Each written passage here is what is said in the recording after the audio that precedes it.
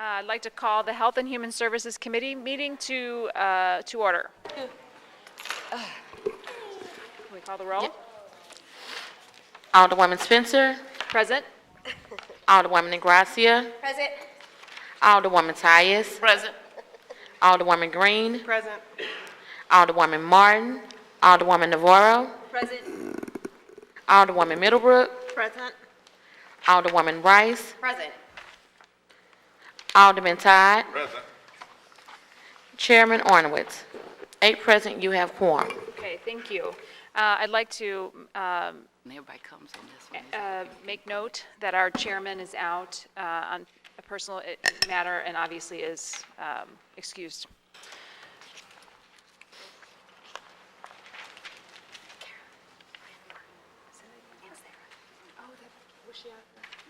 Okay, further notation on excused absences. I'd like to note that Alderwoman Sarah Martin is also out on a personal issue and it should be noted as excused. So noted. And with that, I'd like to, first order of business would be to approve the minutes of the Thursday, October 24th meeting. I move that we approve the minutes. Second. Call the roll. Alderwoman Spencer. Aye. Alderwoman Ingrassia. Aye.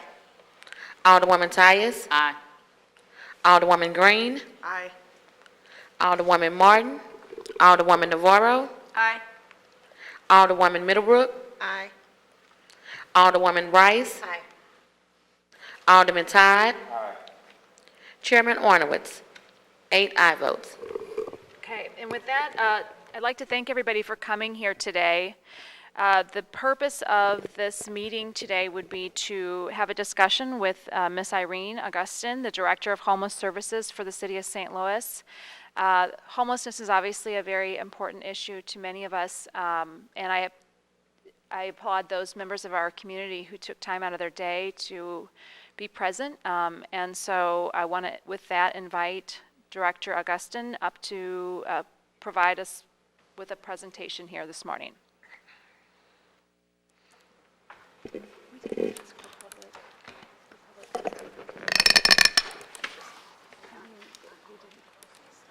I just need to scroll it. Okay. So I want to first thank the Health and Human Services Committee of the Board of Aldermen for having me here today. I am going to go over what the plan is for our winter, and actually we're calling it cold weather outreach and shelter this year. However, I also want to provide a little bit of context of what we do all year round. Ending homelessness and working with our community isn't something we just do for the winter time or we just do when the weather drops. It's something that we're doing 24/7 a day and working together as a community to do.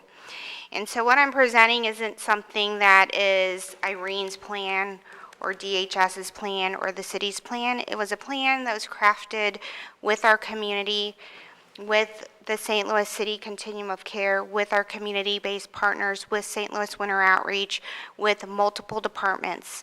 I mean, this is what community is all about. And so, you know, I'm very proud of being able to work with such committed, dedicated residents, not only in the city of St. Louis, but also around the region as well.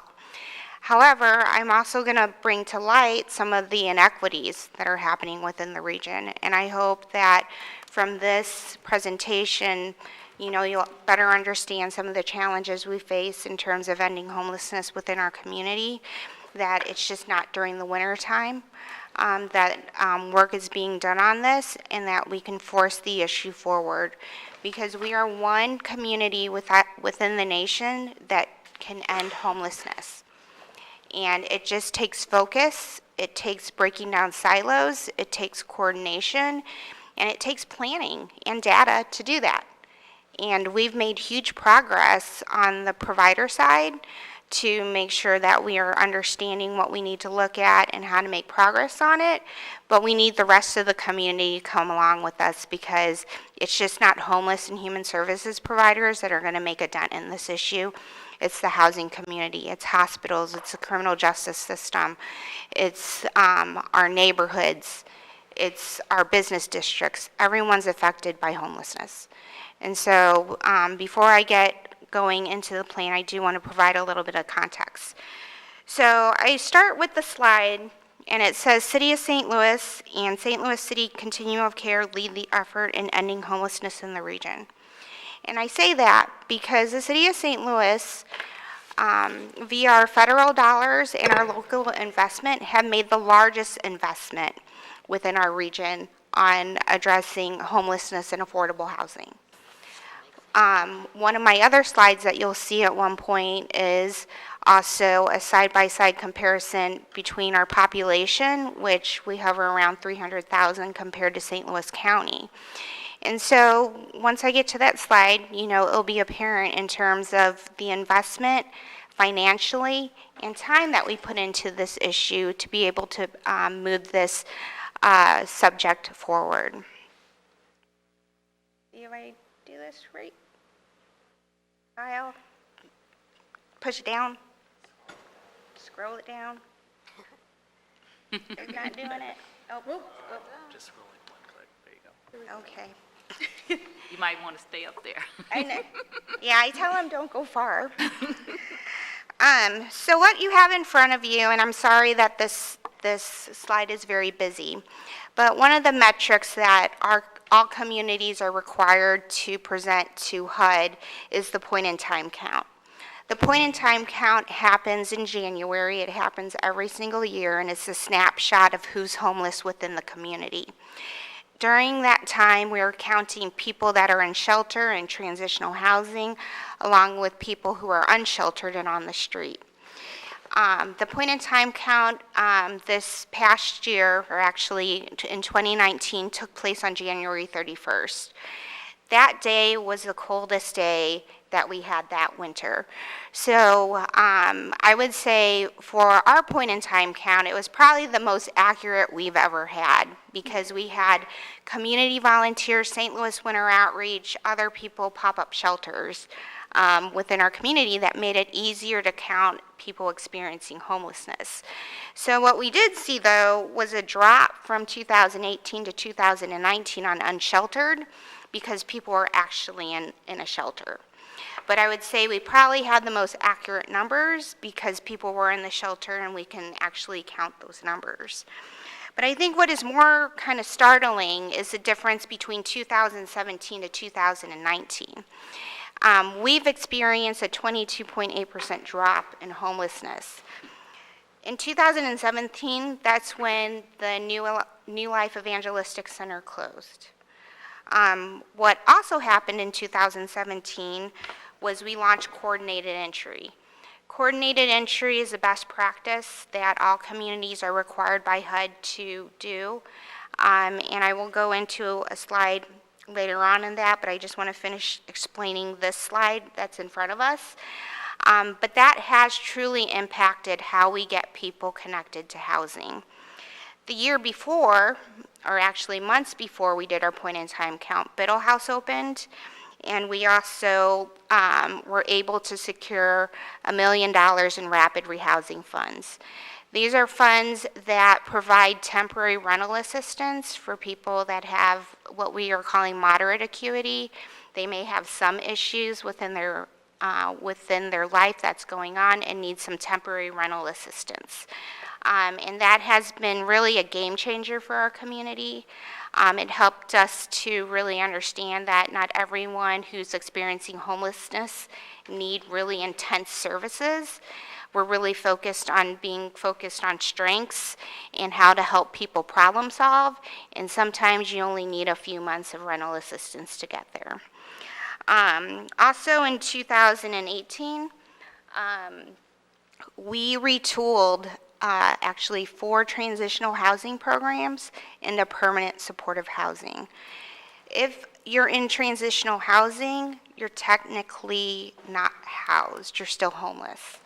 Once we retooled those programs and made it into permanent supportive housing, people became permanently housed. So we ended their homelessness. by making that move, and HUD supported that as well. And so that's why we also saw a significant drop in terms of reducing homelessness at that time. And then the other thing to note that in 2018, we joined as a city Built for Zero. Built for Zero is a movement of 80 communities throughout our nation that are focused at looking at data and reducing homelessness within their community and being able to sustain it over time. Like I said, our focus is on sustainable systems change, and in order to do that, we need to make sure that our data supports it and that we're monitoring, tracking it. And one of the issues that I initially saw when I first came to St. Louis was whenever we wanted data, we wanted all data points and the kitchen sink. But once we got it, we didn't know how to use it. And so by joining Built for Zero, it helped us to hone in on the metrics to see how we can make progress and to achieve that and really master it, and then be able to figure out how else we can focus our time and effort so that we can continue to reduce to zero. And that really is helping our community increase their data literacy when it comes to this subject matter. In 2019, through our Continuum of Care program application, we were awarded $1.3 million in a project bonus. I think if you were watching the news earlier this week, the YWCA did a press conference with the mayor. This is a huge award for our community.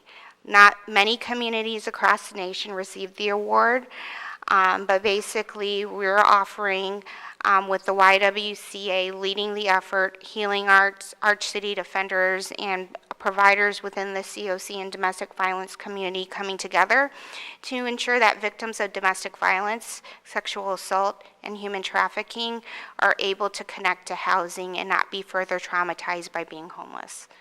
And that project is starting as we speak, and we're very excited to have been awarded that. We were one of the few communities that was awarded that. And then the last thing that just actually came out 2 weeks ago, because point-in-time count is only a snapshot in data, you know, we only look at it every single year, we knew we wanted to get to real-time data. The community's been really screaming for this. They want to know, how are we tracking progress and how are we doing it, not just once a year, but throughout the year, to know that whatever activities we're doing it in a manner that we can be a lot more agile and flexible to change. So about 2 weeks ago, our HMIS lead, and HMIS is the Homeless Management Information System, released, and they did this in work with our COCs, both in the city and county, the Coordinated Entry Dashboard. This is real-time data, which we can start to track our progress as well. And so with all of this, and in showing where it falls with our numbers, you know, it's exciting that we see a 22.8% reduction, but we want to get to functional zero. Functional zero for us means that we're getting people connected to housing faster than they're inflowing into our system. And we couldn't even define that until, you know, we brought our partners in with Built for Zero and learned these metrics of it. And so I would say with that, a lot has changed since 2016. A lot of progress has been made, a lot of learning has been made, and we're on the trajectory to really find ourselves ending homelessness, but our work's not done, and we're going to need more help in doing that. So, okay, there we go. And I know some of you have heard my presentation in the past about Housing First and coordinated entry, but I'll just quickly go over it.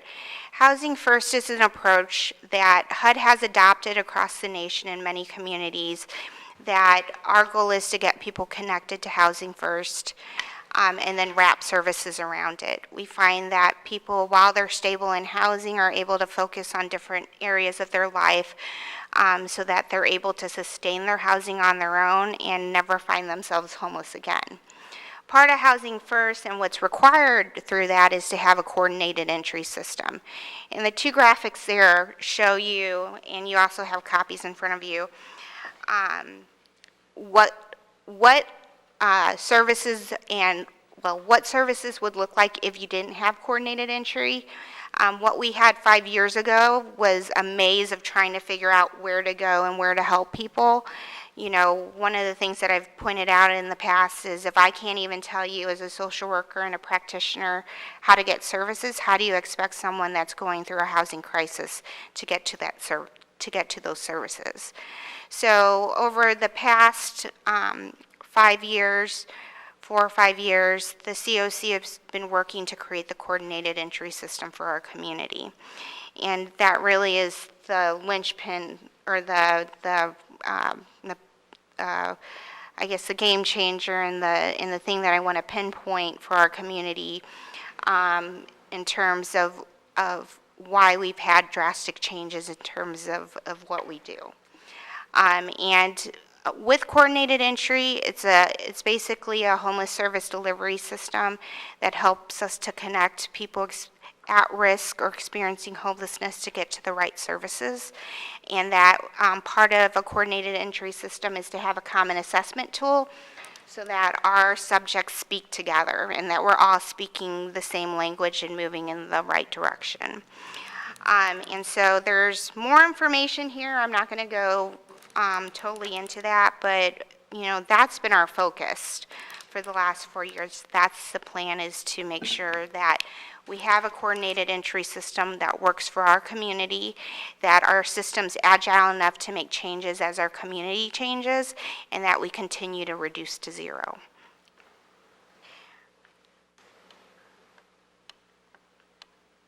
What am I doing?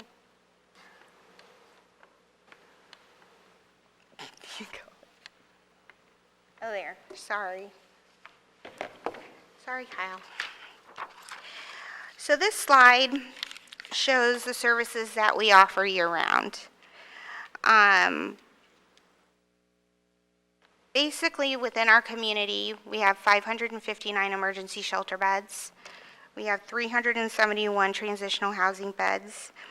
And then I reported below that we have rapid rehousing, and through rapid rehousing, we have 319 units. But basically, a unit in terms of housing is a household. We were able to provide rental assistance to 319 households. The 1,890 number is permanent supportive housing. We've been able to serve 1,890 households with permanent supportive housing. Rapid rehousing and permanent supportive housing means people have been housed. They're not homeless.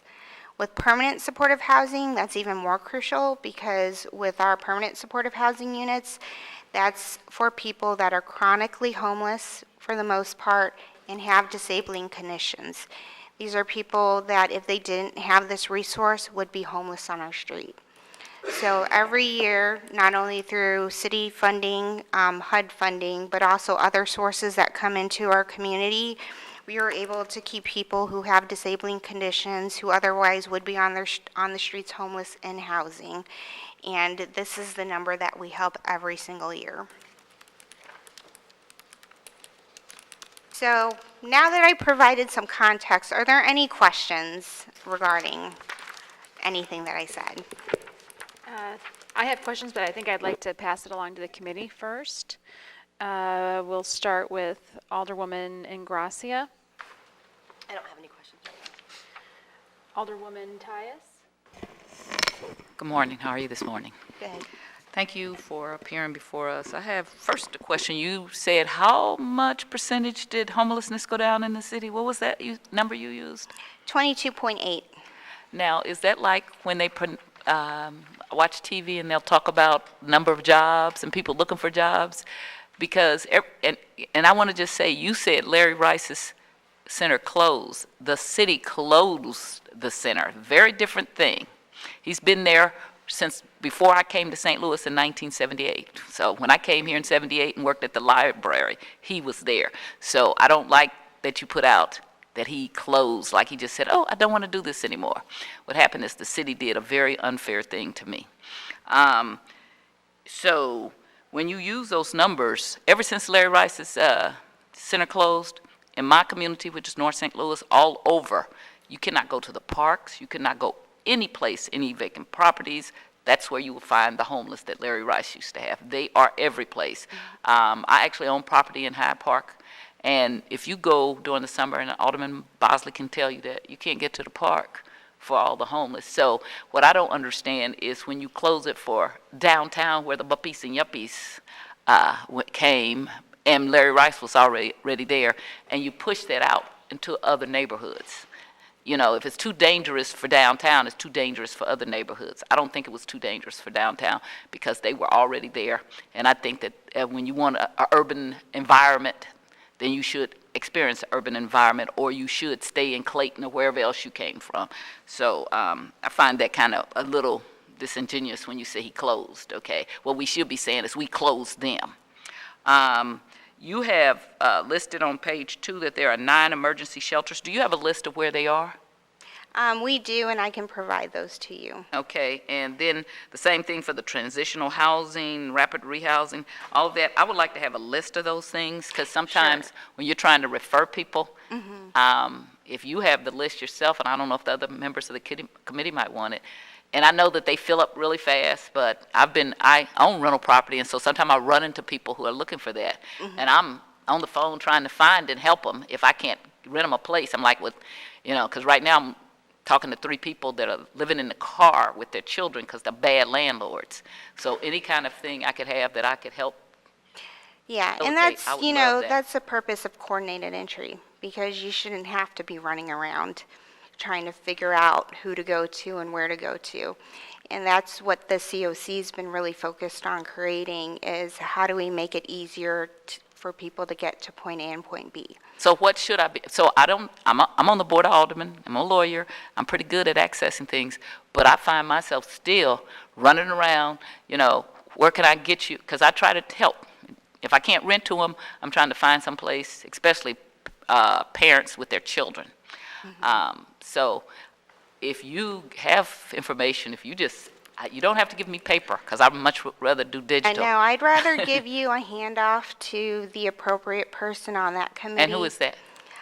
So I'm going to also, we do have someone who runs rapid rehousing here today, so I'm going to introduce her to you Okay. after this. But I'm asking that if you have information like that, send it to our committee or send it to our clerk and ask our clerk to disseminate it, because I know that stuff changes. Yeah. And if we have that information, I think most of us on this committee would care about this issue and would love to have that kind of information. I don't have any further questions. Thank you. I do want to make one comment, and, I am sensitive to, issues of our providers within our community. But I also know that with some drastic changes, opportunities came up to look at this much differently. I know some people that have been helped with New Life. I know it's been mixed reviews, agree. and, I'm not going to go into that. But, we have to challenge ourselves as a community to always do better. And I would say that from the city's side, we've risen to that challenge. I'm not saying we're perfect by any means, and we all need to do more, and all need to do better. But, I've been really proud, because this is not easy work. It's not easy work to break down the silos that have been existing here for many, many years, but people know we need to change, and that's been probably the most exciting part of all of this. Alderwoman Green. Thank you, and thanks, Irene, for coming in front of us today.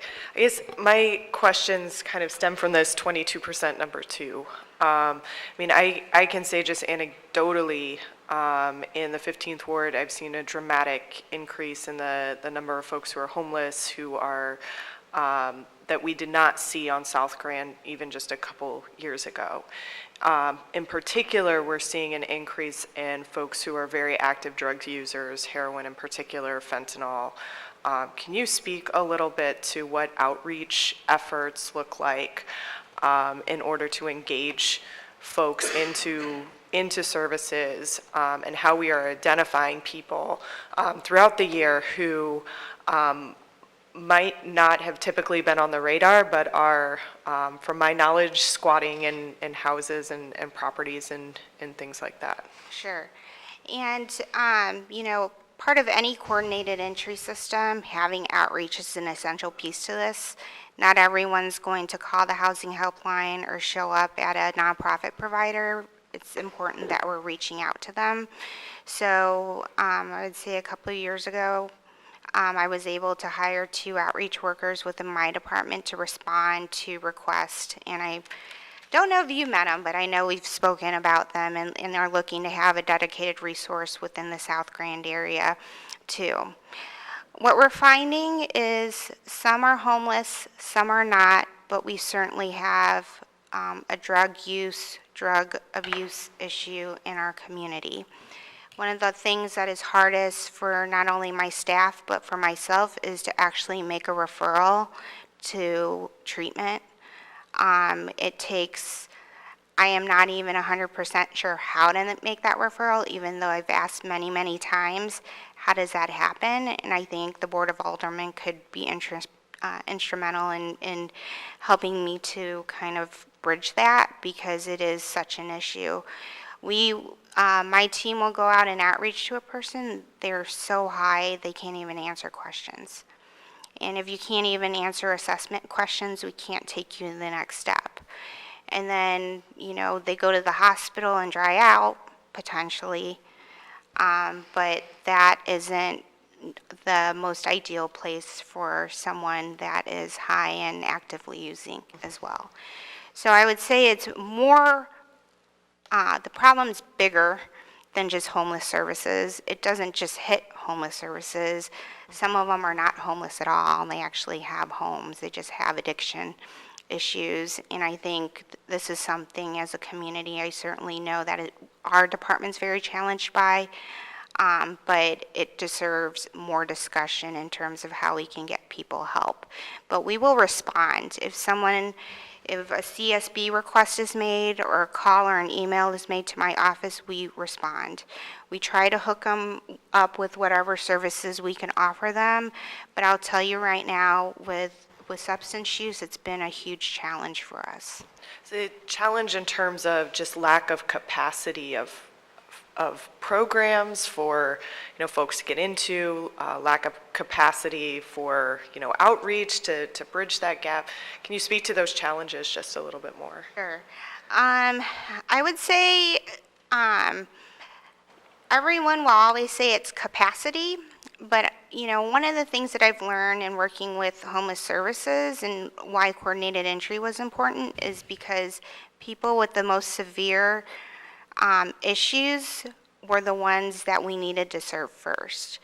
When you're able to triage, it's kind of like an emergency room. I might go in there with a sub-foot, someone's having a heart attack, they're going to take the person with the heart attack before they take the person with the sub-foot, because that's a life and death situation. What we're doing in terms of homeless services and working people with the most severe and persistent issues and trying to get them to housing first, I think is an approach that we can also use with substance use as well. But if you're not triaging in that manner and everyone's coming on a first come, first served basis, it's difficult for other people who really, really need that service to get the service. And so, in other communities, they are looking at the high utilizer populations. I would love for our substance use, behavioral health, mental health to kind of take that approach. I've been going to meetings and really pushing that, but I think if we're pushing it together as a community to maybe look at this different, we can figure out how to maximize our most scarce resources. And for those that really need the help, and I would say high utilizers, they're probably no different from the ones that are high utilizers in the emergency departments, in our jail system. They're going to cross sectors. If we can figure out how to really target and get them the services that they need, I think we're going to see a lot of these issues drop. Okay. And other communities have taken that approach and it has been successful. Okay, I'd be interested in working to see how we can make that happen. Transition to a couple of other questions. So today, it's obviously very cold, and if the winter weather forecasts are the way that they're predicting, we may have a winter that's even, as bad, if not worse, than we had last year in terms of temperatures. What is the plan for emergency shelters, for pop-up shelters across the winter? Do we have locations that are picked out already? What is the kind of permitting process or certification process look like? Can you speak to that a little bit? Sure, and so I'm just going to give, that's the second part of my presentation. Okay. So do we want to? We can table that and come back after that. So no further questions for now. Alderwoman Navarro? Thank you, and thank you, Irene. I've been in a few other cities over the last year that are also struggling with homelessness, and I hear them talk about the benefits of the coordinated entry system and how much they wish that they had it. So I just want to applaud everyone who has helped coordinate that here in St. Louis. I just have a few kind of clarifying questions. The grant that we received, that 1.3 million, you mentioned YWCA, Arch City Defenders, and then you mentioned domestic violence. I wasn't sure if there was a specific group there. Can you just refresh me on who the groups were? So, so the lead on the grant is the YWCA. They're the ones that are responsible for kind of leading the coordination effort. Arch City Defenders is going to provide legal assistance. Healing Action deals with human trafficking, and they're going to provide services as well. And then they'll work with all the domestic violence shelters. So that's the Women's Safe House, Lydia's House, which is transitional housing, St. Martha's Hall. They're all involved in that. Great, thank you. And then I was just trying to understand, so the transitional housing, when you were saying, who's counted as homeless and not homeless between the transitional housing, how did you say that was categorized? So transitional housing, people are technically still homeless. It's not permanent housing. Right, okay. But they have up to 2 years to stay in that unit. Our goal is to shorten the length of time homeless, so that means we want to get people directly into permanent housing. Rapid rehousing, which is, I say it's a new form, but it's been around for a while, the temporary rental assistance has yielded better outcomes in transitional housing, and is a lot more cost effective in our community. And so as we look at, evolving and making appropriate changes as a community, and I would say the year that we retooled those transitional housing program, I'm tremendously proud of Queen of Peace, YWCA, I'm trying to think of and Hope House, who really took the challenge of retooling. They've operated transitional housing for many, many years to do permanent supportive housing, which they were in essence kind of doing a form of that. It's just people get used to staying their full 2 years, and then it's hard to move, and then the transition's difficult. That's why you want to get people into housing as quickly as possible so that they're stable there and they don't have to move, because change is not easy for anyone, as we all know. Rapid rehousing and permanent supportive housing have been those interventions that have worked best for most populations. Transitional housing is good for youth and children aging out of foster care, so I'm not going to say that is a program that we shouldn't have within our community, and it's probably good for certain special populations, but at the level that we had it, it just was more, there were more promising practices we could do. Thank you. I wanted to ask just a little bit about the Built for Zero program. I was just pulling up their website. Do we pay for those services, or is that something that they provide for participating cities? So typically there's a $10,000 registration fee, which is very cheap. If you look at consultants, they could be expensive. Sure. However, we were asked by the Rockefeller Foundation to join, and they covered our first year. And then our second year, because we are so committed and have shown a lot of promise in terms of change, they underwrote our cost for it. We've been working closely also with the county. There's always going to be struggles working with different governments. We're one of the few, actually, we're probably the only by county partnership in Built for Zero, and so there's certainly been some, interesting conversations we've had around the table, but they underwrote our second year cost too. And we've certainly learned a lot. Our coordinated entry dashboard was created out of the principles that we learned in Built for Zero. Great, that was going to be my next question. What changes have we been able to make as a result of this data? Yeah, and they've had 10 communities that have ended either veteran or chronic homelessness and have sustained it over years. We also had Rockford, Illinois' mayor come and speak to Mayor Cruzen as well. They're the first community to end both chronic and veteran homelessness, and they're about to end youth homelessness. Wow, great. So, and then we're part of a large city cohort, so we're working with Detroit, Phoenix, Charlotte, Mecklenburg, Denver, Jacksonville, Florida, and then there's one other, DC, Washington, DC, as part of their large city cohort. Because smaller cities have had a little easier time in terms of reaching functional zero. There's complexities to a more urban setting, and they really want to, we're kind of their guinea pigs and case study for it. However, one of the cities that I think has made huge progress because they've adopted every single element of Built for Zero and will achieve their goal first. As a large city, I believe, is Charlotte, Mecklenburg. They're on track to reach their goal. For us, our numbers aren't as bad as Phoenix and some of these other cities, but we're certainly learning a lot. With Phoenix and Jacksonville and Detroit, they were able to receive, through their involvement with Built for Zero, $100,000 each from Quicken Loans and Home Depot to start landlord incentive funds and different things that can help drive that. My hope is in the next year that we may partner up in a way that can help us kind of boost what we do. But there has certainly been a lot of benefit in terms of being a part of that program. Great, thank you. I have no further questions. Alderwoman Middlebrook? I have no questions. Alderwoman Rice? Thank you. So just a quick question about the point in time count.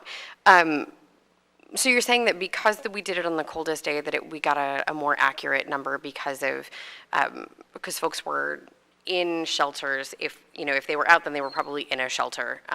But we're hearing from folks on the ground, outreach workers that are saying that the housing hotline turned away 91% of the men who called and 87% of the women, and from January to March of this past year. So if people were getting turned away, where, and then they're going somewhere else that maybe we're not getting that count from. So is there a possibility that that's still a low number because they had to get somewhere and would have gone, scattered into other places that maybe weren't counted? And that's been the argument from many communities in terms of using point in time as the measurement. Sure. That's why it was important for our community to roll out the coordinated entry dashboard, because what we're going to be seeing on a monthly basis, and we can even drill it down potentially to a weekly basis, is our inflow, active, and outflow for a more accurate number. Okay. And this is something, this is a principle that we learned from Built for Zero on how to do. Okay. Because we can't rely on annual numbers to do that. However, because there isn't, I don't know who else is collecting data within our community and looking at it every single year because, while I love anecdotes, it's not the data that, we can really rely and go from. Point in time count has been kind of that measure that, nationally we've used. we as a community know that's not good enough and want a step further to create that dashboard so that we can get to more accurate numbers. And so I would say, you know, and you did mention the housing helpline. There are also other entry points to get into the system. And so, you know, that's why it's important that we're looking, you know, at the coordinated entry system and refining how the system works. Because someone could call the helpline, but then engage with outreach and get into a shelter that way. Sure. But then you wouldn't know from the helpline, but your data is still not going to be completely accurate as well. So, and then, or you can show up at a shelter, you know, there's various ways to get in. However, on that night, because, you know, there are issues with the point in time count, and at the time, that's our most accurate way to do it. You know, if I'm up here next year reporting on this, and I'm going to be able, now that we have the dashboard, to pull out our, you know, real-time numbers and to give that to you. Okay. So that's very exciting, and a lot of communities aren't where we're at. Sure. So, and I'm guessing the helpline is connected into this dashboard so that they're able to report, you know, here are the calls that we're getting, here's the people we were able to send to X shelter and that kind of thing. yeah, I mean, we're comparing numbers all the time. Okay. Because the other side of this is being able to stop the inflow into homelessness. So we need the prevention, and we need groups doing diversion, meaning that we're helping people problem solve to potentially never enter the system as well.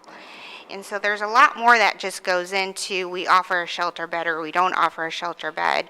You know, sometimes it's a circumstance that could be resolved by just talking with the person and figuring out what's going on and helping them to problem solve, where they shouldn't even have to enter the system. Okay. And so there's a lot of things that go into, you know, making sure that we are kind of peeling off the layers of this, Sure. and those who really need shelters are the ones that truly do.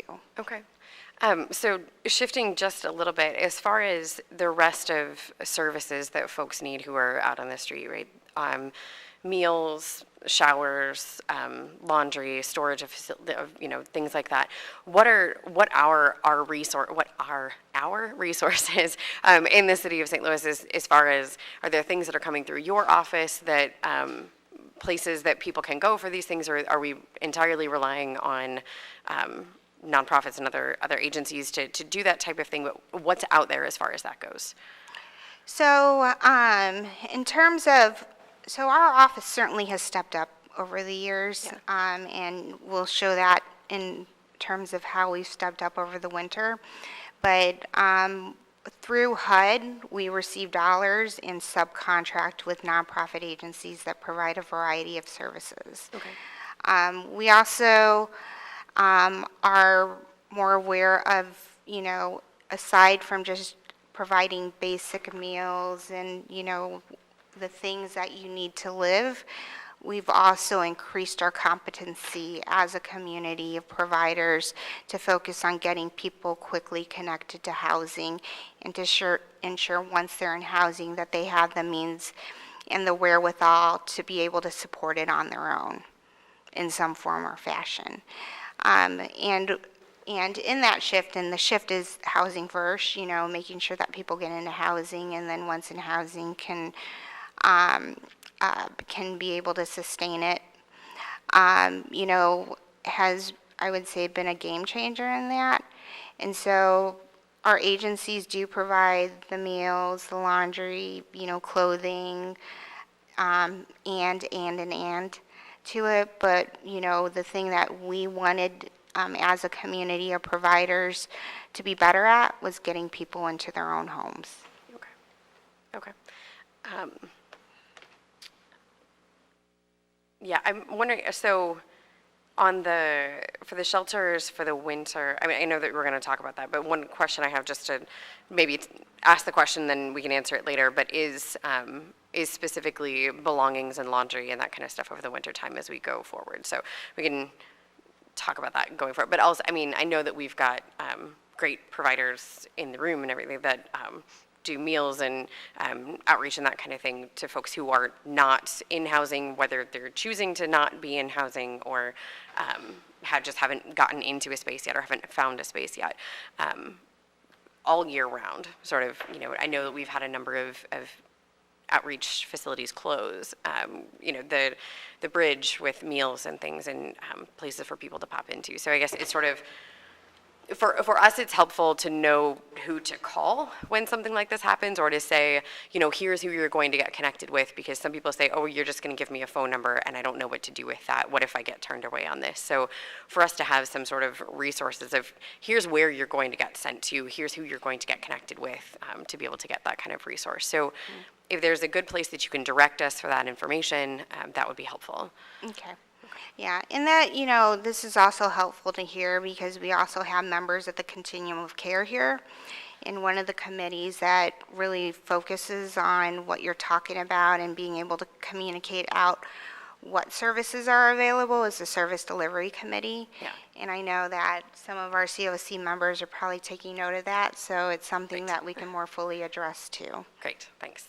That's all the questions I have for now. Alderman Todd?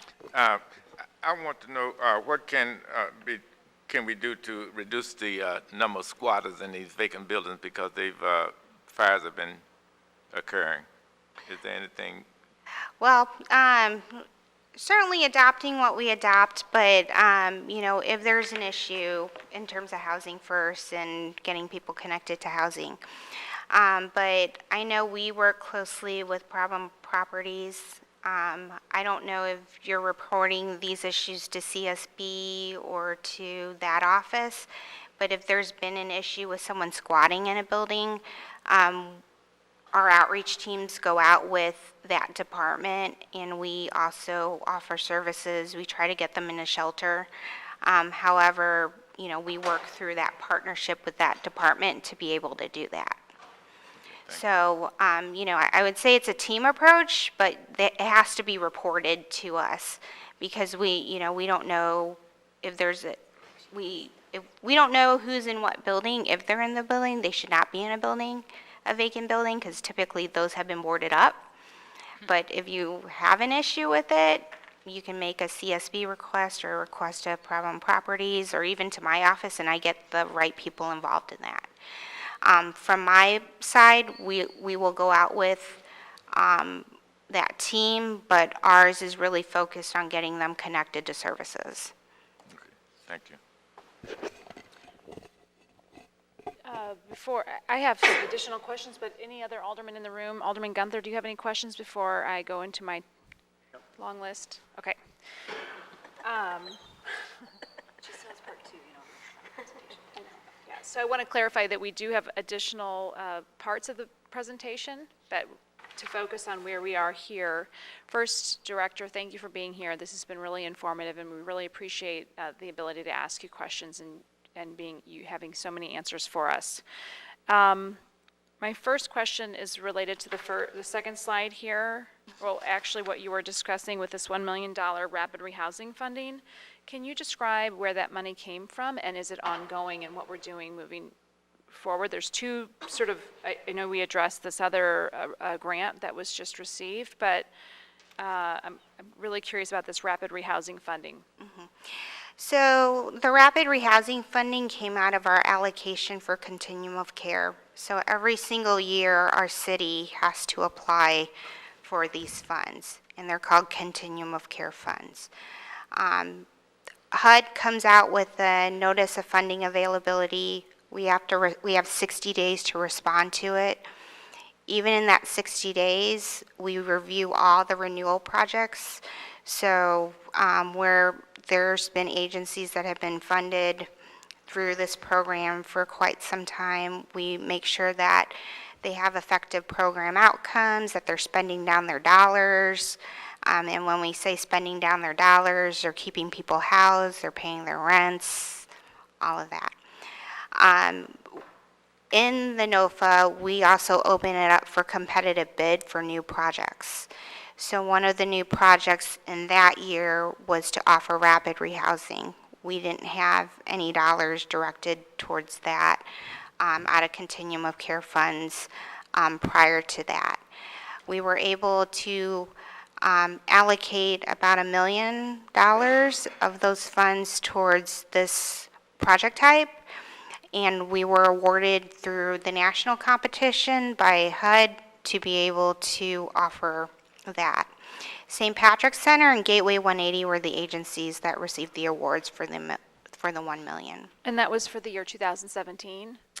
I believe that was funding year 2016. Okay, and was that just for 1 year? So it's new for 1 year, and then we renewed. We've been able to renew that million. So the $1 million coming out of the HUD funding for rapid rehousing is something that started for fiscal year 2016, and we have been able to continue that $1 million of rapid rehousing? Actually, we've been able to increase it. Okay, is there a way, can you get that funding, that HUD funding specifically for rapid rehousing, just so we can have that over time to understand how we've increased that? Along the same lines here, I don't think we identified what the different pit count, the numbers are. We have folks on the street. I believe the TH would be Transitional housing. transitional housing, and ES would be emergency shelter. One thing that stands out is the emergency shelter count is going up and has increased somewhat significantly over the last 4 years. Can you just talk about, even though the overall count, according to this, is going down, certainly the emergency shelter folks are going up? And I just wanted to remind you that night on January 31st, those were pop-up shelters, so we couldn't count them as, typically they would have been counted as unsheltered because they would have been on the street. So if you see in 2019, our unsheltered number went down drastically, but it was made up on the emergency shelter side because we had pop-up shelters. So they were counted as pop-up shelters. So that's what accounted for the sharp increase in that. Okay. Speaking of the point-in-time counts, we know that we get funding specifically based on how many folks we have in those point-in-time counts. I know the city has tried to recruit folks to participate. What efforts are we undergoing this year to try to get maximum participation so that we can make sure that we're counting every single person that's unhoused within the city limits? Sure. So the St. Louis City Continuum of Care has a committee focused on point-in-time count, and they're the ones that are going out and recruiting volunteers. Again, it's going to be early in the morning. I typically like waking up early. Some people don't, but you know, we're asking for community volunteers to come out and help us count unsheltered.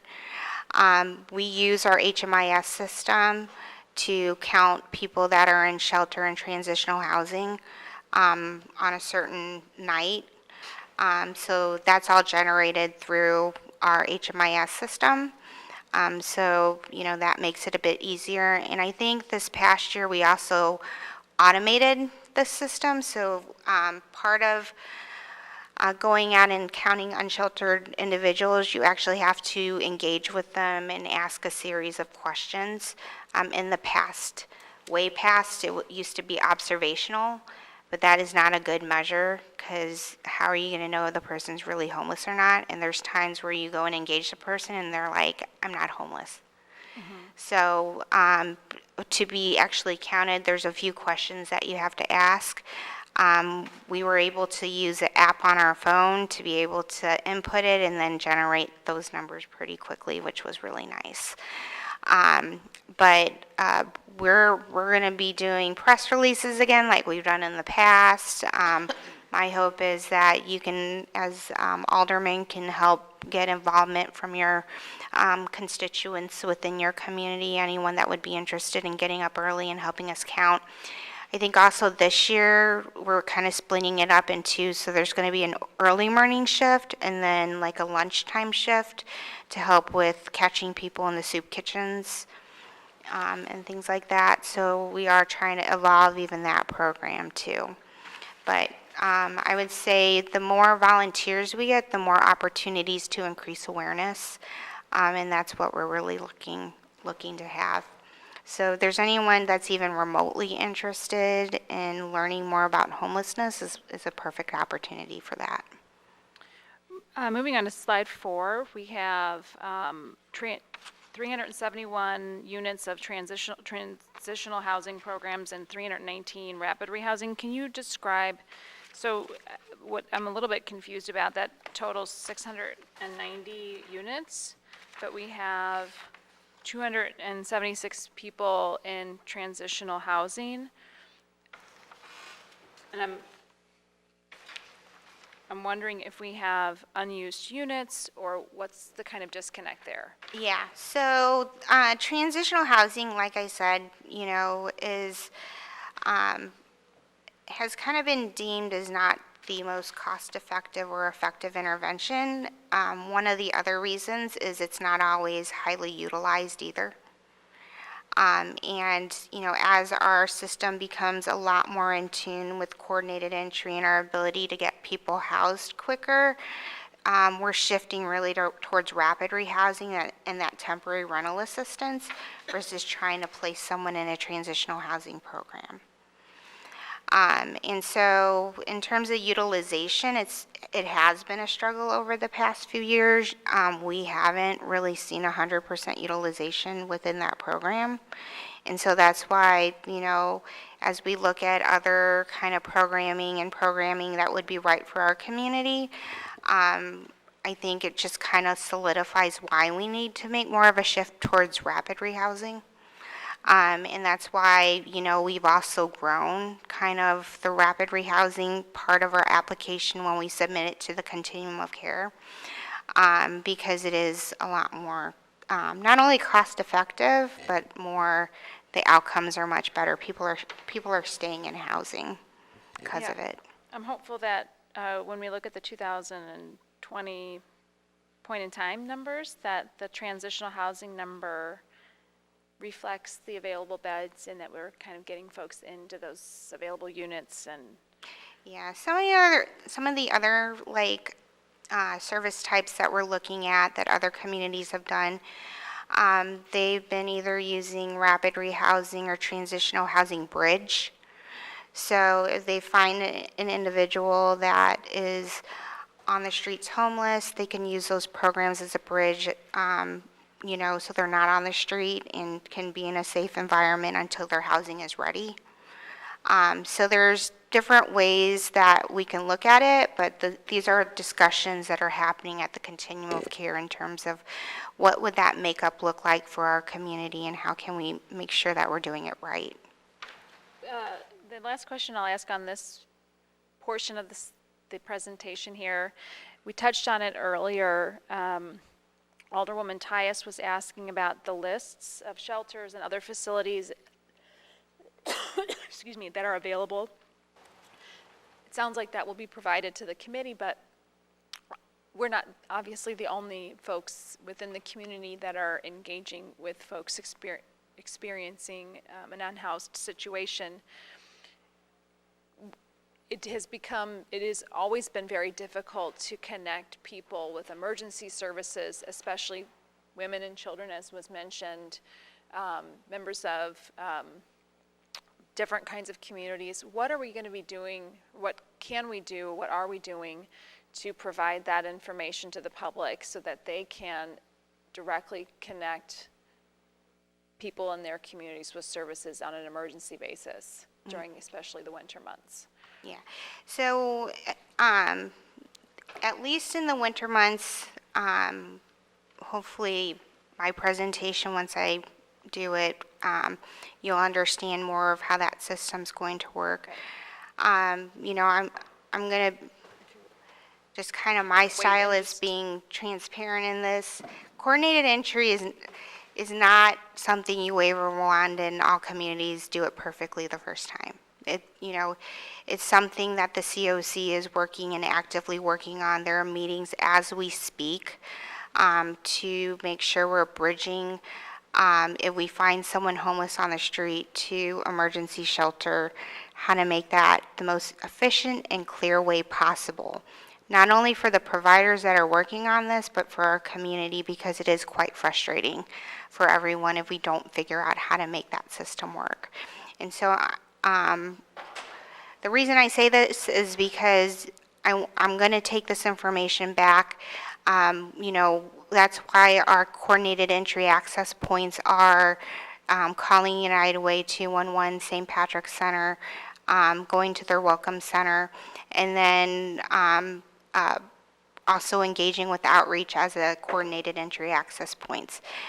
If we need to be more clear as a community as to what those are, I want to make sure that I'm working with my entire community to make sure that we're all clear as to what that is. Okay, I think we really all appreciate that, recognizing that it's not a magic wand. Something else that was brought up was the idea of using warming buses and having those maybe extend, recognizing that, well, we may be increasing our services, which is really something we can all appreciate, but recognizing that that's not going to be implemented immediately. Having those temporary solutions available to keep people safe where they can, and maximizing those rather than maybe having them re-coordinating with bi-state on that. Yes. And is there going to be an increase in that? I understood yesterday that they might have ended those warming buses on the early side of the day, early evening. No, so we continue to work with Metro on this. Mother Nature's not on our side this year. It came a lot earlier than even what happened last year. We use the forestry buses or shuttles for this go-around as we solidify kind of what the plan is with Metro. My hope is that we can increase our level of involvement. My department alone spends almost $400,000 just on bus tickets to give to vulnerable populations between my divisions. I'd love to see a much higher level of involvement from Metro, because transportation is such an issue, not just for people experiencing homelessness, but low-income individuals. And so, it's definitely a topic we should be talking about as a community and how to best leverage that. The city pays Metro $400,000 a year for those tickets? Some of it is grant money that we receive because people that are elderly need transportation to get around. So we have our monthly bus pass program. We give bus tickets out to people that need to get to appointments or jobs or from one shelter to the other. We provide the bus tickets during the winter time. But when you look at it annually, it's a lot of money, and I think there's better ways we can do this and maybe leverage it. And I would be open to more discussion as to what that is. And I think we're ready for the rest of your presentation. Could I have one more follow-up question, just one? Sure. You mentioned pop-up shelters, and I wanted you to tell me a little bit about them and how they work in relationship to our zoning ordinances that are already. And what do you mean by a pop-up shelter, so I can make sure that I'm understanding what you mean? Mm-hmm. So I'd say a pop-up shelter, and this is really a lot of churches and faith communities that come together as a community to help people get out of the elements in the winter time. So they will, extend their hours as a faith community and have cots and food and open their doors to people that are experiencing homelessness so that they get out of the elements. And so with that as a congregation, they can certainly work with their own parishioners or whoever attend their congregation to provide that service. But, we've been able as a city and Department of Human Services to really build partnerships and build relationships with them, which I think we as a community, and it's beneficial as a community to do that so that we maximize whatever resources we have and to make sure whatever areas we do that is the most safest way possible. How do they do that regarding the zoning laws and ordinances? How do they do pop-up shelters? And I want to give you a new perspective. I got complaints about St. Peter's. I'm AME myself, so I got complaints about St. Peter's that used to be in my ward before I was gerrymandered, and they had a lot of problems there. And the reason why I got complaints is because the minister thinks that's a great idea because he plants himself out in the county. And most of the churches, or many of the churches that do that, they don't put their families or their people, loved ones right there, and then they say, oh, this is a great thing to do. So we have zoning laws specifically set to, that address these things, but you seem to be allowing the pop-up shelters to go around.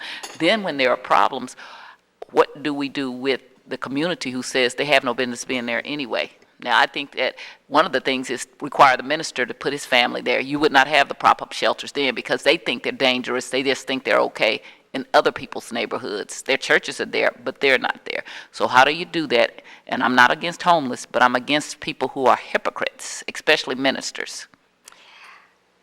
And so in terms of, and there's a lot of things in that question, I think. But, you know, as far as caring for those that need the help, I'm willing to work with them in any other way, in any way possible to connect that person to the appropriate service. Now, in terms of our laws, yes, we need to be making sure that we're following the laws and what is set out within the city. And the best person to speak on that is on the city ordinances and zoning laws is the building division. I'm familiar. And so, you know, these are questions I will take to the building division to have answered because they're the ones that have the, that know those laws way better than I do. But how do they, in the first place, establish pop-up shelters? Because you're talking about them, and I just first heard about them because I got all these complaints about the people and what they were doing and how did they do that. And so, not in my ward anymore, but right up against my ward. And so I said, well, pop-up shelters, no, we got these. I'm very familiar with the rules and regulations, so I don't see how we have pop-up shelters without there being people that walk around with a petition and ask the people in the area, and especially when we can close down Larry Rice, then we shouldn't be opening up other things in other neighborhoods and making it easier unless we're going to put, I'm going to put a pop-up shelter right where Larry Rice's place was. What I'm saying is that I find that you're putting them in certain neighborhoods and then defending other neighborhoods. I want everybody to be treated the same. I don't have a problem if you're doing it the same way. But if you're finding a way that, yeah, let me let these churches do them over here, but we can't have them downtown, that's hypocritical, and that's where I have the problem. And you know, and one of the things that I've realized in doing this work within our community is you have a lot of very passionate and committed residents here, and many that want to help in many different ways. Many feel that they have to help because we don't have the proper systems in place to do it. I understand. And my goal as a director is to ensure that we make improvements and have those proper systems in place so we're not having to rely on volunteer groups to do it, that we have the proper wherewithal to work as a community with the proper social workers, experts, people that make the system work and processes so that we don't have to rely on volunteers to do this and they can do what they do best, and that's be a community. And so our community came together in the coldest time to help those that are in need. They did it temporarily. They're not operating all year round. And they did it to the best of their ability to do it. Some popped up for one night only because they knew it was going to be so bitterly cold and they didn't want anyone to die on the streets. You know, and we all should be grateful for those community volunteers that stayed up all night to do it. But this just forces the conversation within our community that we all have to do better. And that means why it's important that we have to have systems change in the community. And so that goes right back to what I'm saying. I agree. In fact, one of the things I do as a landlord, when people don't have a place to stay, if I have an empty apartment, I might let them stay for the night, let them take baths, but I don't break the law because I can't have a shelter because there are laws around that. So when you talk about the problems that were at Larry Rice's place, yes, there were problems, but I tell you what, I would rather have a shelter over my head than no place to sleep and have to sleep in the park. So if we're letting people do pop-up shelters in neighborhoods where people don't know that that is happening and that is breaking the law, then we ought to be able to have a pop-up shelter, especially in the wintertime, right at the building where they've been doing it. Maybe not perfectly, because nothing is perfect, as we know, but then maybe we ought to be doing that right there, over there behind the library where Larry has been for the whole time. Either you're going to do it that way for him, or you don't do it in the neighborhoods where people don't know what's going on. You cannot break the law in my neighborhood and then protect people downtown. That's what I resent, okay? And my people resent it, and I get calls about it all the time. And I'm saying St. Peter's because that is, again, I am an AME. And so that minister had a house right next to it, but he doesn't live there. So whatever he does, he is the person that's saying it's okay in the neighborhood, but not around my family. I call that being a hypocrite. I call the city letting pop-up shelters occur, but closing shelters hypocritical, because you're transferring whatever problem somebody said that was associated with homelessness to other neighborhoods where you don't have to put up with it. And that's what, not you personally, I'm saying that this came from the former mayor and the continuing with the current mayor, so not you. I do believe you care about it, but you're the person before me, so I just want to say, and I am going to be talking to Frank Oswald about it, how do you have pop-up shelters? Not because I don't want them, but I want them all over in everybody's neighborhood. Everybody should be addressing homelessness, not just some neighborhoods. Okay, thank you. Director, we want to give you an opportunity to finish this. I think if you want to go ahead and Yeah, continue your hopefully, I presentation. don't think this should take too long. I'm hoping not. But I do want to impress upon, and this is to Alderwoman Tyus's points, that, this all should be a transparent process because homelessness touches all bounds. And, this is an important discussion we need to all have as a community. But I also want to impress upon each and every person in this room that ending homelessness is achievable. But we have to make sure that we're looking at connecting people to housing and providing people with the appropriate services to what their needs are. With that being said, the winter efforts really started with St. Louis Winter Outreach, and the founder, Tekka Childress. It really came over, she says a decade ago, but I think it may have been longer than that, when she tried to get a gentleman into shelter but couldn't, and he froze to death on the street.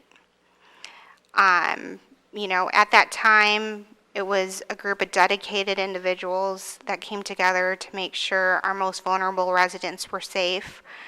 And they're the ones that really created that spark in terms of the winter time to make sure that that there were extra outreach efforts, sheltering efforts, because there were things within our community that people were just not getting connected to the right services.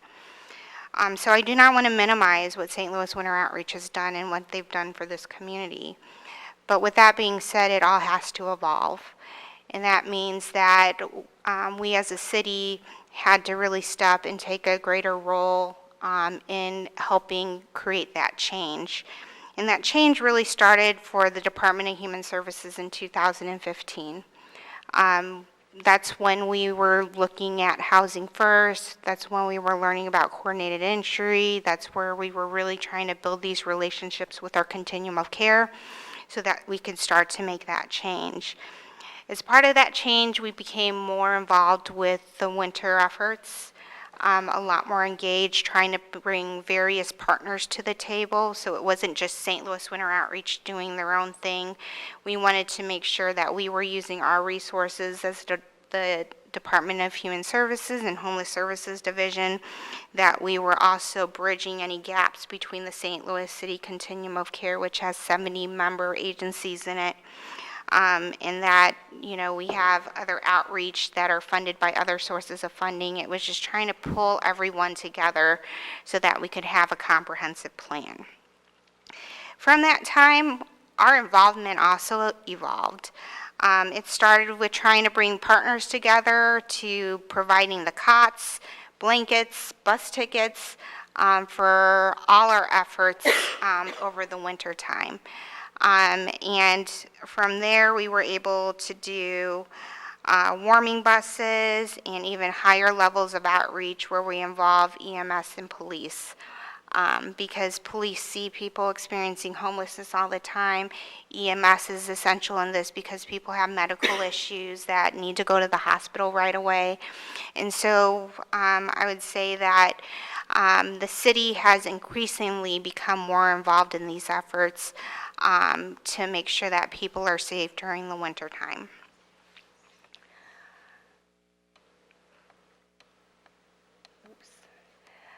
So there are a lot of differences even between last year and this year. And so I would say in the past years, we used the temperature activation as our threshold. It was 20 degrees without precipitation and 25 degrees with precipitation. And we operated for a few years at only that threshold. Last year with Biddle House, we were able to dedicate 50 beds for people that were the most vulnerable within our community.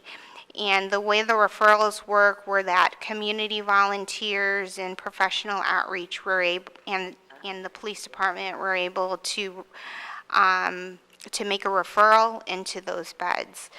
That group would meet weekly to make sure the list was the most updated. But we did that because we wanted to make sure that those individuals that were either chronically homeless or medically frail or the ones most likely to die on the streets had a place to go during the winter. The 50 beds ran continuously from December 3rd to March 21st.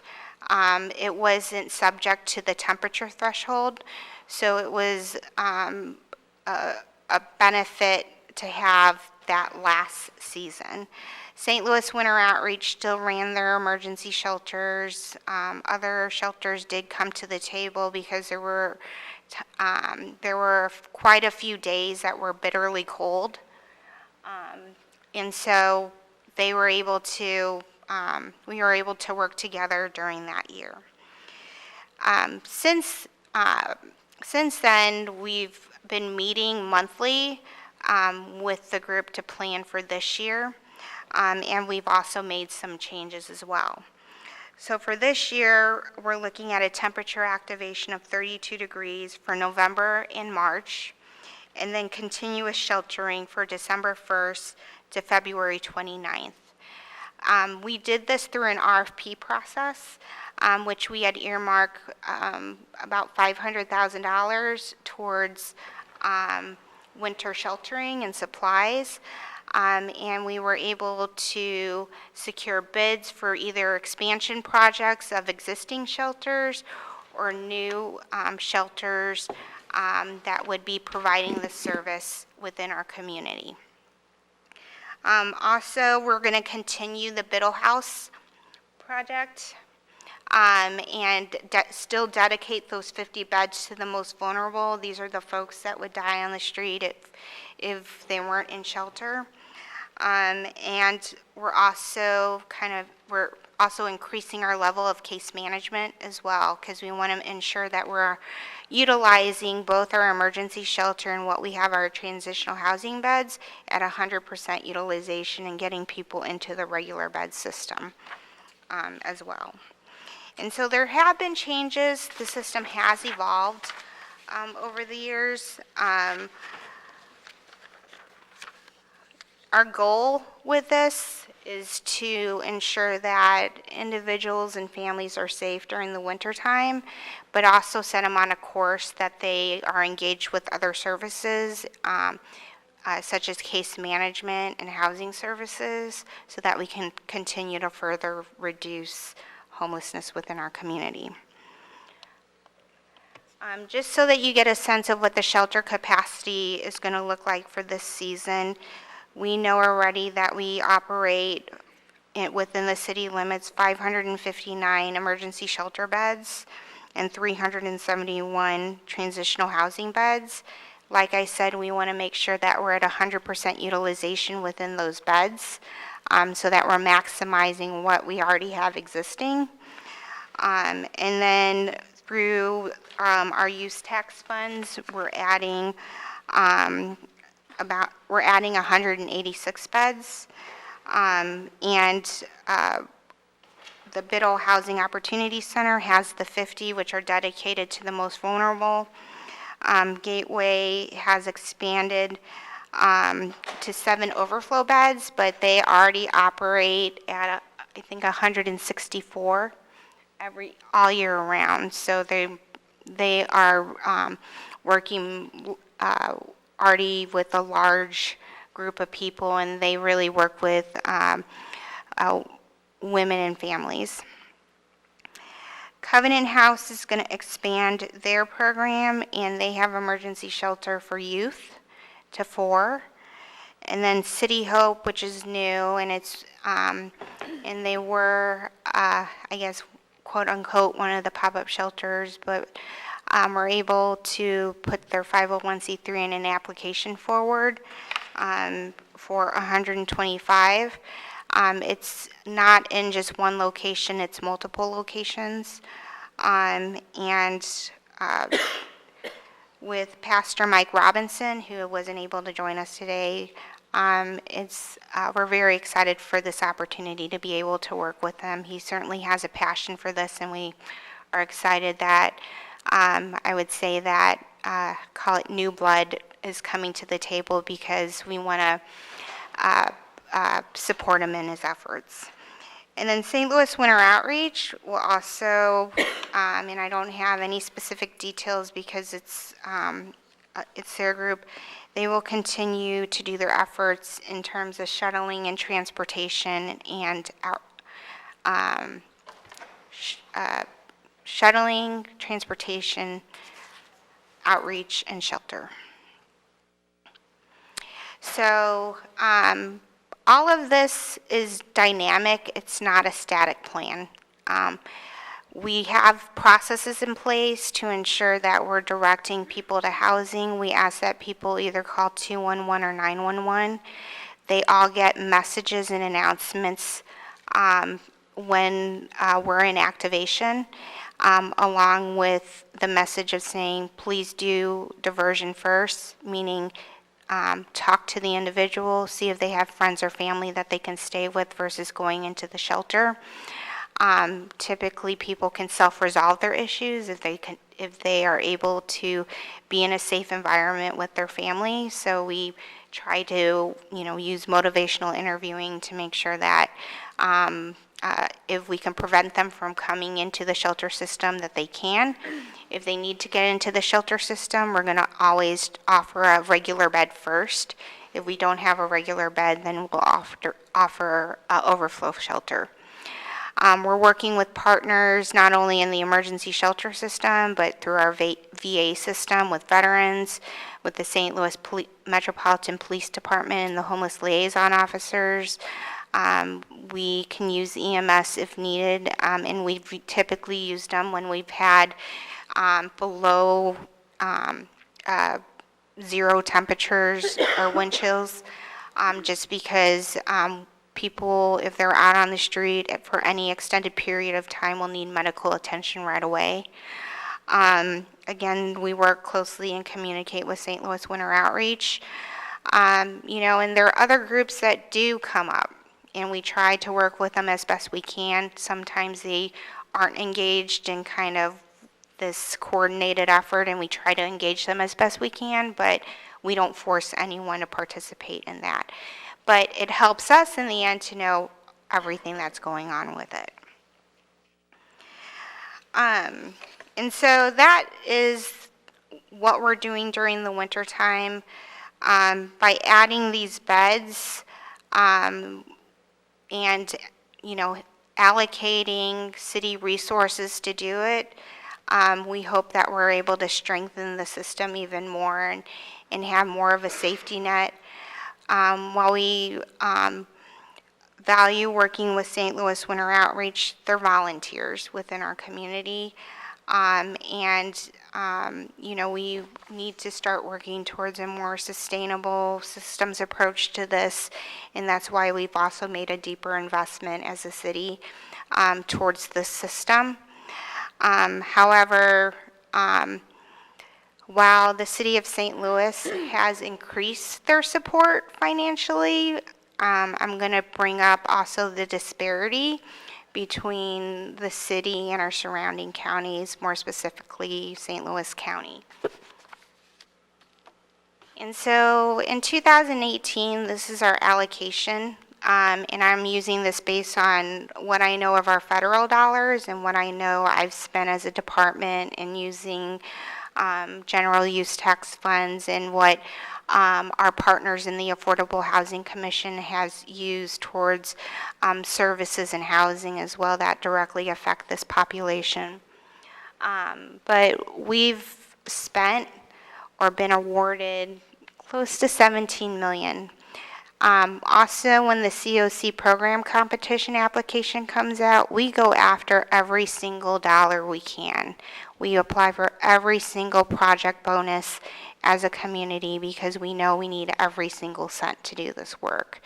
And so we've been able, since 2015, to increase our allocation from HUD 16%. Which has been really a game changer for us as a community. And sometimes we don't even take a look at what we do as a whole. And when I was putting this PowerPoint together, I was just like, this is really awesome. We're on a good trajectory. But that also doesn't,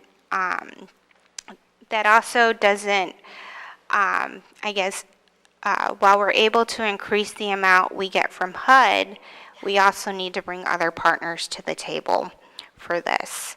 And so what I also put on here is the population difference between city and county, where we're hovering right around 300,000 residents. The county's up to almost 1 million. We'll probably see a bit of a decrease maybe in both our populations. But the amount of investment that the city has put into this is pretty tremendous in my viewpoint. And my hope is, as we become more in tune with our coordinated entry system, as we are starting to see increased reduction in homelessness, and I'm going to be completely honest, to be able to reduce homelessness also means we're able to reduce our inflow. And this is where we need to also be asking our surrounding counties, do you have effective coordinated entry system? Are you effectively influencing your inflow? Because at this point, and in the winter time, the city gets a bulk of the interviews. What's the city doing in terms of the winter? And then we're also explaining what our process is. But, with the media, are you asking each and every county who's supposed to have their own coordinated entry system, who also is supposed to have their safety net, what are their systems as well? Because we've done some studies on this. Half of the people we serve don't even come from St. Louis. So, in order for us to truly reduce to zero, we have to have honest conversations, not only within the city limits, but also within our region as to where people are coming from, and are we allocating the right resources to it.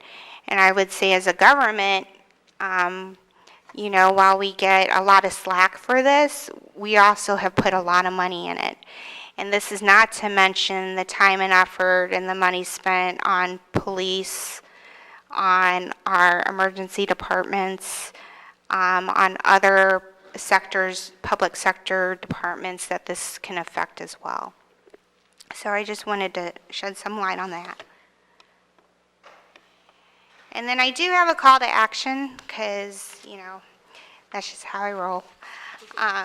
But I do want us to look at this different. I am tremendously proud of our community in terms of the amount of work that has gone into this. To see a 16% increase in federal funds, which is hard to get regardless of who you are, is tremendous. The $1.3 million bonus project, domestic violence bonus project, is a game changer for our community and really should be celebrated in terms of our ability to get it, because we have the right partners that can really make a difference. And I'm very honored to be able to partner with the YWCA, or domestic violence providers, Healing Action, Arch City Defenders on this project, because we know that domestic violence is an issue within our community, and we shouldn't further traumatize someone that's a victim by not helping them through their housing crisis. So this is really a game changer for our community. But there's much more that needs to happen. And I go back to that inflow part. We need to be challenging our government partners and surrounding communities and ask them, what kind of local investment are you doing? I know that their COCs are at the table discussing it, but if their government counterparts, like their mayors and county executives and county councils, aren't at the table and not allocating the right resources to it, we're never going to make a dent in it as a region. And we have demonstrated that we've made an investment as a city. I think we can challenge them to say, you also need to make an investment as well. People don't become homeless just because of a mental health issue or because of something they did. It's because they lost their home in some form or fashion. Either they had a medical issue and were evicted, they couldn't pay the rent, or whatever it is. There's different reasons. And we as a region have to figure out, how do we best support our residents through a housing crisis. The second goes to Alderwoman Tyus, and that's really, how do we better work with our landlords? We need people to help us house folks. A lot of the money that we receive as a continuum of care, that's rental assistance. These people are coming with funding, but some of the requirements to, whether it's a credit check, a back payment on a utility, so our landlords are not, it's hard to lease up the people we're working with. And so I do urge you to work with the continuum of care. There's funding there. There's support there, because even with the funding, there's case management support. So, there's help. And there's also other ideas in terms of innovation. Communities have created landlord incentive funds. That could be a mitigation fund. It could be something that helps someone with that security deposit that's a little more flexible than HUD funding. We need to look at this differently and to make it more useful for our community to use, but that means we're going to have some coordinated local investment in that. But landlords are the key to making our system go faster, and I'm willing to work with the Board of Aldermen to figure out, how do we do that for our community, so that, some people get a voucher. It could take 2 to 3 months to get them into a home. If we can get that down to 30 days, because we streamline that process and we have landlords at the ready to work at it, our numbers are going to go down, and we'll probably hit functional zero very, very quickly. So if there's a way to work together at that, that's what I want to do. And then promote cross-sector collaborations. We shouldn't just be relying on HUD funds to do this work, because homelessness affects people in various sectors, but that behavioral health, mental health, the healthcare system, also our criminal justice system. And I know that I've been involved in meetings with all those sectors, but my hope is that you can help us continue these conversations. In communities like Boston and communities in California, hospitals are actually making million-dollar investments in housing, because housing is part of the social determinant of health. It is what prevents people from that revolving door in terms of going into the emergency department or emergency room system, which is costing community millions if you don't nip that in the bud. And so my hope is that we can bring those sectors to the table as well. One example, Boston Medical Center made a $6.5 million investment in housing. I don't think we need that much money, but, it would be great to have it. So, there's other innovations that we can do as a community, and I think if we work together at it, we can also make a difference, not only in the homeless sector, but in all those other sectors as well. And so that's my presentation. Are there any questions? I think we'll do another round here. Alderwoman Ingrassia. Alderwoman Tyus. I want to say, I am very much in favor of working with landlords. I have fought the stigma of Section 8 ever since I've been down here. I have several units my husband and I own across North City, and we have Section 8 in all ours. In fact, right around, we have his grandfather's 4-family, and we keep them pretty much half market rate, half, something that we help people, because that's what he wanted to do when I met him 45 years ago. And so I try to make people understand that it is not Section 8. It is the landlord not doing a good job managing their properties. I say that, and it's easier for me because I worked for legal services when I was in law school, and I can evict you. If you have bad behavior, I will put you out. I will talk to you. I will counsel you, but you cannot have bad behavior in my community. So I want to take up a little bit for landlords and say if they don't have that a lawyer that they don't have to pay, then it makes it a little harder. But I work with several of the landlords that's in my area in Kingsway East, and we do things for people on the down low quietly, as long as they don't break the law. Like, I get my apartments inspected, but one of the things I might do is let somebody stay for a week while they're trying to, because it's inspected, so I can't let them do that while they're trying to look for a place. A lot of landlords, again, don't know about where to get help. Queen of Peace is really great. I work with them all the time, and I have several other people I work with, but they're really good. I think they would do more if they could help, if somebody could help them screen. I screen. I write my own leases. I keep them up to date, so that makes it much easier, okay? But if you just own a little 4-family and you have a mortgage, you cannot just, and you got behavior problems, tenants can make it so that you lose your building almost, okay? So I wish we had programs that would teach people better how to be landlords, and we have started that, but also help with the screening, and then if they, and our laws need to be addressed, I want to say, because right now you can have a 2-month security deposit, which seems like a lot until somebody does $5,000 worth of damage to your unit, and then you got a couple $1,000, and then you're like, okay, I'm stuck with that. If it used to be Section 8 would be responsible for the tenant damage, they stopped doing that. So that makes landlords not want to deal with a lot of those kind of things, because if you're asking them to take that big risk and you're a small time person, you cannot take those risks and then just walk away with a $5,000 or $10,000 damage to your apartment or to several apartments. So want to just kind of take up for them a little bit. But if I would ever could sit down with people, I could help design something that would really help landlords work with your program. And I always encourage them, do Section 8, do, Queen of Peace. I've worked with the people out there in the 22nd Ward, several. I work with anybody. If you bring any kind of thing that helps you, as long as you don't have a behavior problem, I will work with you. Ex-offenders, whatever, we will work with you. But we have put such a bad name on Section 8 that people take that to mean that the program itself is bad, and it is not. And years ago, it was used as a racial thing the black people are coming, because they are Section 8. So I always try to explain to people that Section 8 is senior housing. It's a whole different kind of program. So I didn't want you to think I was jumping on you. I'm just really passionate about subjects. I've been doing, when I was in law school, I owned apartment buildings, but I also work for legal services to keep people in apartment buildings, okay? So I have a split personality, I guess. I appreciate what you do, and I thank you.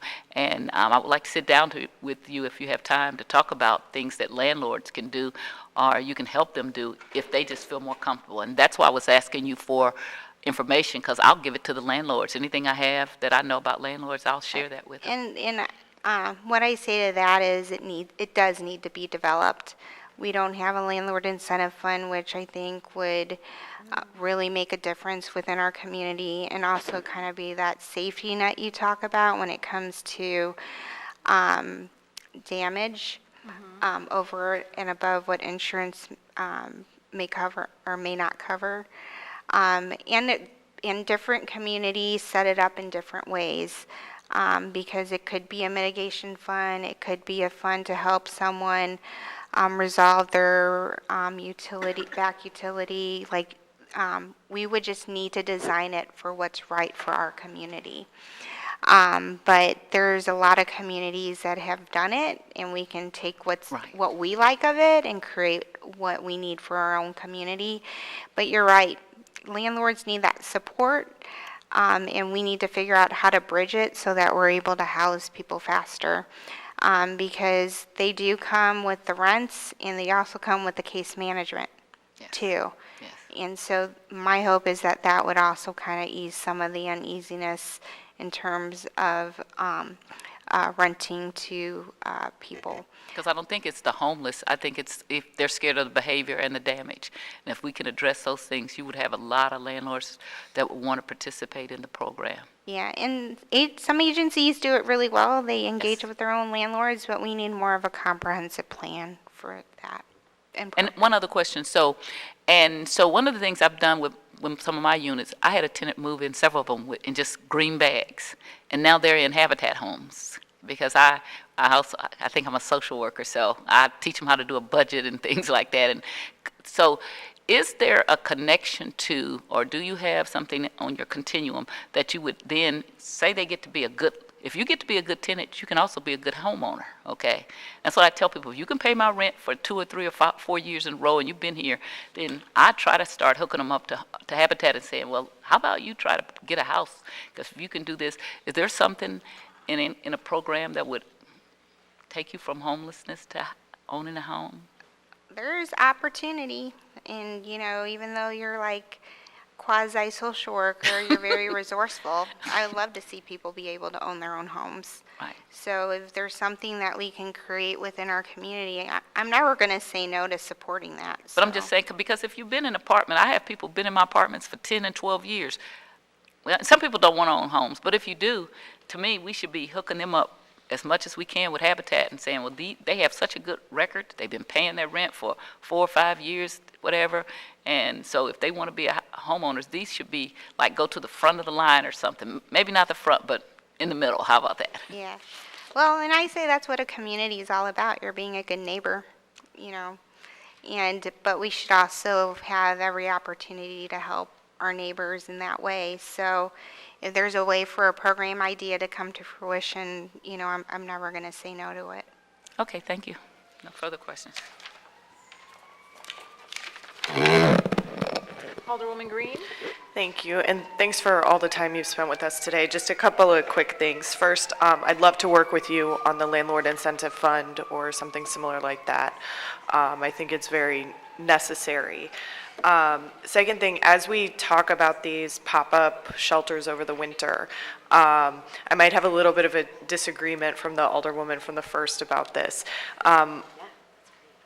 I am adamantly opposed to any kind of permitting or anything because I think we're going to fall into NIMBYism and nobody is going to want any of these emergency pop-up shelters in their community. What I also want to make sure, though, is those shelters that are opening on the north side are treated the same way as the ones on the south side. And I know you and I have had conversations about one on the south side that I felt like last season was treated very differently, perhaps because of the location that it was in, when in many ways that facility was in better condition than some of the churches on the north side that were providing shelter. And I'm also happy to know that Pastor Robinson, who was the one who was running that shelter on the south side, is the person that's going to be helping to expand this across the city. So that's just something to keep in mind, that, some of us have to go to bat sometimes against our own communities to end up doing, what is right and making sure this is, that these shelters are able to open and stay open because we are dealing with life and death situations a lot of the times. But we're also, I appreciate working in this goal and getting more, sustained options, that it's not, we're not getting to a place where it's, oh, suddenly this is just opening down the block for me without any notice. And, the more we can avoid that, obviously, the better. And if we end up with a winter this year like we had last year, we have to be flexible. And I hope that we can find a mechanism to do that balances residents' needs, but also make sure that whatever we're doing on the south side is not being held to a different standard of operations than in other areas, because we need these facilities on the south side too. So, thanks. Alderwoman Navarro? I have no questions, thank you. Alderwoman Middlebrook? I have no questions. Alderwoman Rice? Thank you. Just quickly, and maybe this is too specific, and but I'm curious about the folks who spend time out here around City Hall, that are, some of them have created homes for themselves around the buildings right around here. Is there specific outreach, like who is doing the specific outreach to those folks there, and the people that are staying warm on vents and things like that? Can you speak to those specific folks that are around here that need help? Sure, and I would say some of them do fall in the chronic homeless. Okay. Some do have homes. A lot of them do have substance use issues. Okay. And I think that's probably the biggest challenge that we've faced, is trying to figure out how to get that person the help that they need. And we just had a conversation about that with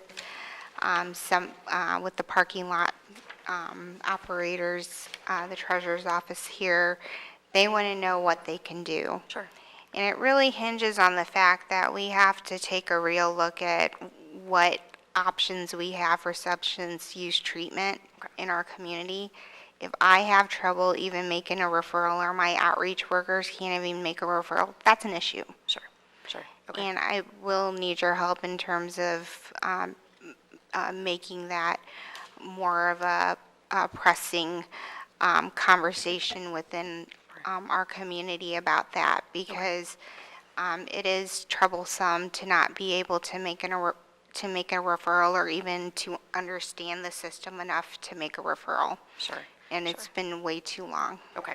And then the other question, I know that there have been times where the police department down here in downtown has been authorized to be ticketing people who are feeding folks who are outside, or are also ticketing folks who are spending time outside. And I just want to know, as far as the continuum goes and the SLMPD's involvement in that coordination, are we ending that as far as ticketing people who are feeding folks? And then I know that this may be a little bit outside your purview, but as far as coordination services to these folks.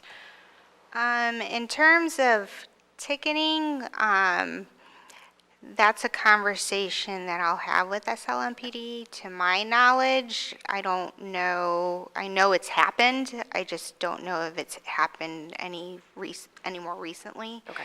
I know that we work closely with the district for homeless liaison officers. They're an important part in terms of our winter efforts. Okay. And they've continued to learn and grow. But again, that's only one squad. Do each of the districts have a homeless liaison officer? No, just the 4th, or? No, yeah. I mean, there's a lot of work that needs to be done in terms of increasing partnerships between law enforcement and community-based organizations, so that we can provide access to services. And I would say that's an ongoing conversation that we're having, and I'm very honored to actually be at the table about that, so that we can start to break down those walls and those silos, because we're all affected by different things, and this is not just on the discussion of homelessness. Sure. But, when you've worked in a silo for so long, does take time to build that trust and relationship in those plans. Okay.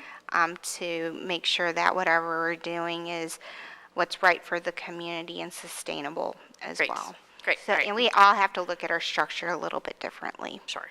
Thank you. I'll add, I mean, just, you know, I do think there is some citations that are continuing to happen.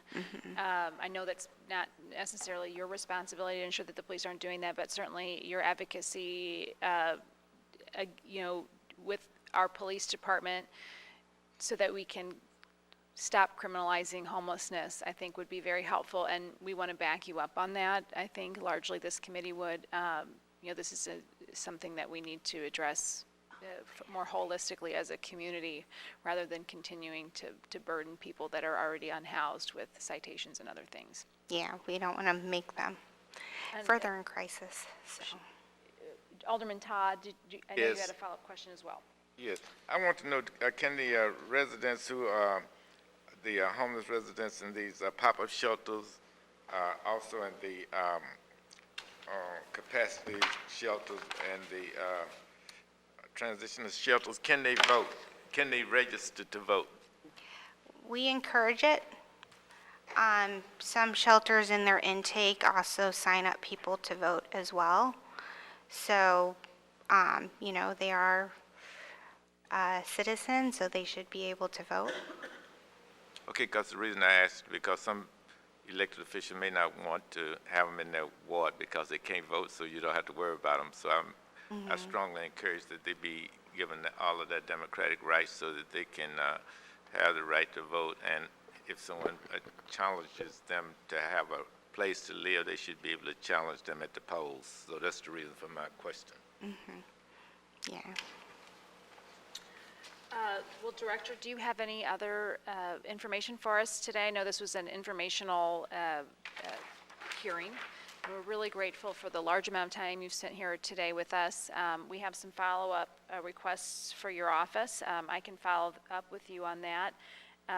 And you mentioned a couple of issues. Alderwoman Green touched on them, you know, the landlord incentive fund, a safety net, an insurance fund for landlords. These are things we, as the policy-making body, want to work with you and your department to make sure that we can do what we can to facilitate those things moving forward. So we look forward to following up with you on that. Did you have anybody else? I know we're up at the very end. We didn't advertise taking public testimony, so I'm a little bit hesitant to, but I would like to.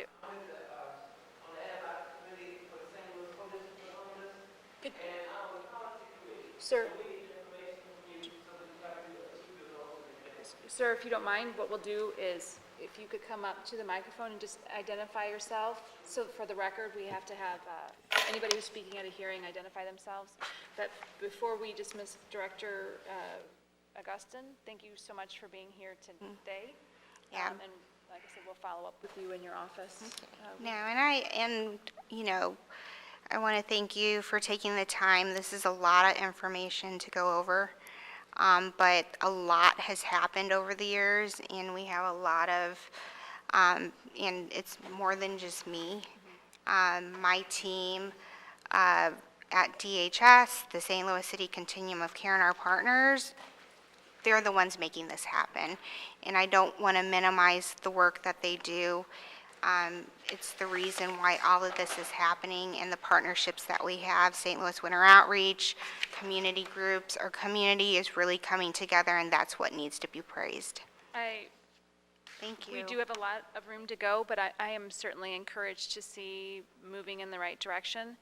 And in the future, I would maybe encourage more outreach to some of our partners to participate in a hearing like this. I think we could do a better job of bringing more folks to the table that would have questions and have informed opinions about things. I know several folks were unaware of the hearing, and so we need to do a better job of doing that. And there may be an opportunity to have a follow-up discussion to include some folks that weren't here today. With that, if you don't mind, sir, we'll take your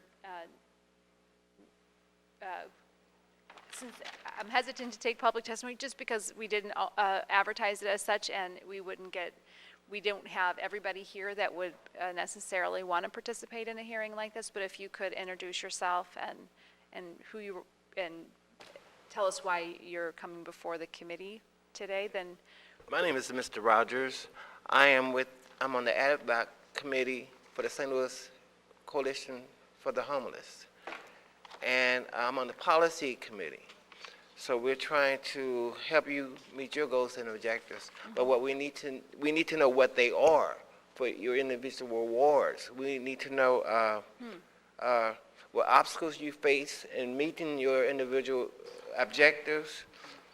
And we need to know what we can do and the procedures we need to follow to help you out.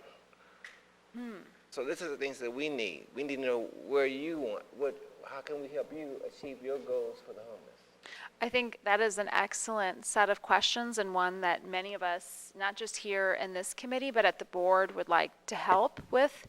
Perhaps the organization as a whole or yourself could formulate a set of questions to the board or maybe the committee to start with, and we could maybe start communication through email or some other direct set of information, because I think you'll find that each alderman has different goals, each ward and community has different needs, and it would be Better more yet, of a- we may need a plan, your plan for your ward.